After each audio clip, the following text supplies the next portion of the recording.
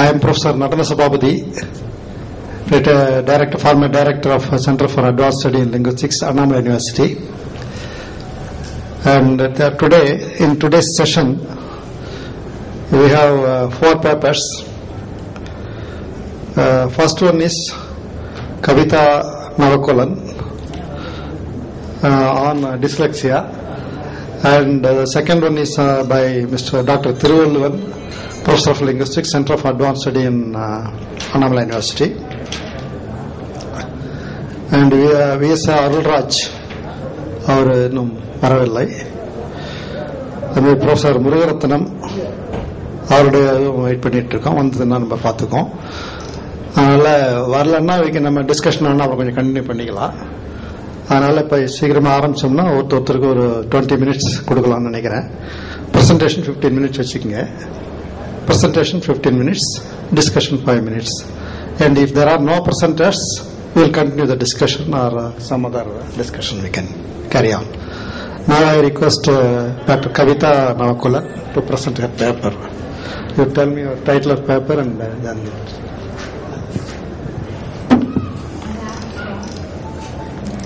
ஆய்வரங்கத்தின் தலைவர் அவர்களே, ஏனைய கட்டுரையாளர்களே, பார்வையாளர்களே, அனைவருக்கும் மனப்பூர்வமான காலை வணக்கங்கள்.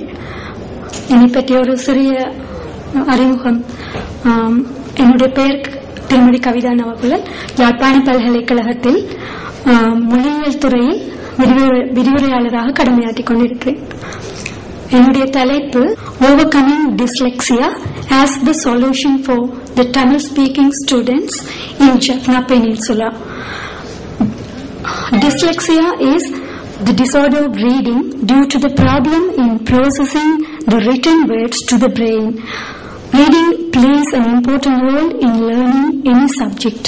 Whether the letters or the numbers, we should read to get the knowledge on various subjects. Therefore, the problem of reading found at the primary level affects the successful learning of children. The following symptoms may help to identify the dyslexic people in common. They are difficulties with spelling, mirror image, elision of letters, confusion over left and right, writing letters or numbers backwards, difficulties with maths, difficulties with organizing themselves, difficulty in following 2 or 3 step instructions. Individual differences are the very common characteristics which can be observed.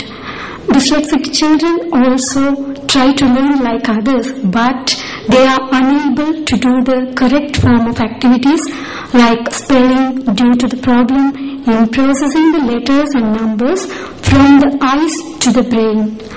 But they are not aware of the actual causes, so they themselves think that they are stupid people because they try to do the things but they are unable to achieve their goals. Their negative experiences at school leads to the behavioral problems. As a result of their poor achievement, they often caught by the stress and frustration. So they avoid schooling and socialization in order to keep their happiness in their own world. When they fail to get their primary education, their life on the whole is becoming a question mark. Identification of dyslexia in the early years will help to take the remedial actions. For this identification process, the parents and the teachers should be known about dyslexia. If the awareness on this learning disorder is high level, it reduces the adverse effects of it. But awareness on dyslexia is very limited in the Eastern world, and it causes to spoil the future of many dyslexic children. That's why this topic needs a very careful attention in the society. Research content: 3 primary schools in Jaffna Peninsula have been selected for the research purpose. 19 dyslexics were identified with the help of the school teachers.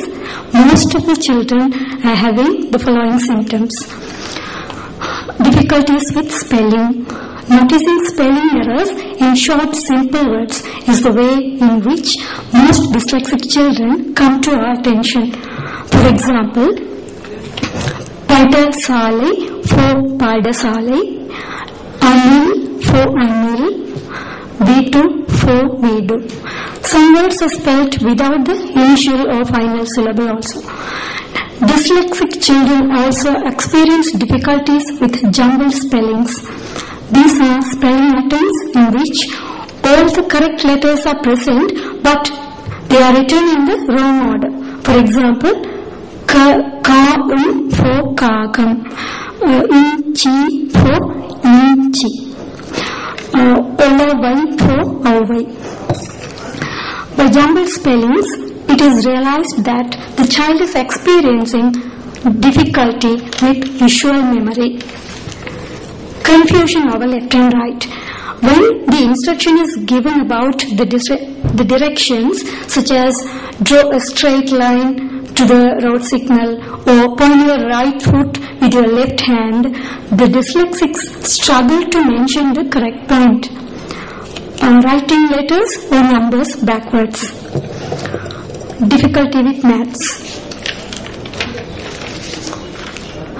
When they are doing sum also, they omit, they fail to adding numbers, or they fail to adding numbers. Reversals. Some words are started from final position and ended with the initial position.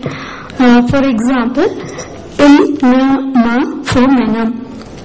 They often fail to put the secondary symbols to both the vowels and the consonants. Difficulty following 2 or 3 step instructions. Sequencing the events and memory skills should be necessary to carry the messages or instructions. In this context, dyslexic children fail to achieve these tasks. Difficulties in planning and thinking ahead. They are not able to plan even the short-term tasks, and they face difficulty in pre-planning any activity. For the above reasons, they themselves began to think that their life is not worth like others. From the above facts, we can realize that how far dyslexic people struggle to lead a peaceful and successful life. So, there is an obligation to intervention for the betterment of dyslexic children. Parents and teachers should make the dyslexic children to realize that they also can learn and live like other people. But based on the research hypothesis, I found that the awareness on dyslexia among the parents and teachers is very poor. At first, information regarding dyslexia was given to the teachers and then to the parents of the dyslexic children. They have shared the effects of ignorance of this learning disorder. In most cases, children were accused that their laziness is the reason for bad performance, and some of them have been punished severely. For some cases, they were scolded severely by their parents. When speaking of overcoming dyslexia, the first step is make the awareness on dyslexia among the teachers and parents.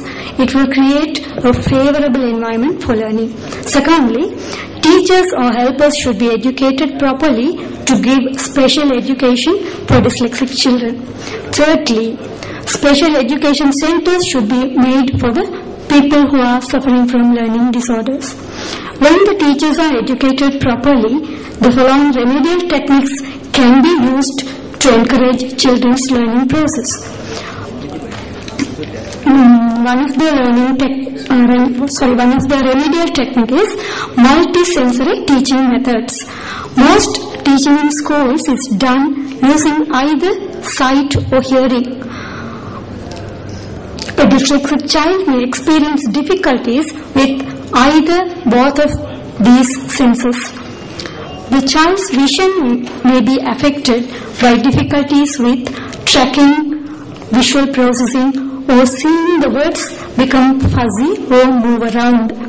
The child's hearing may be satisfactory, but auditory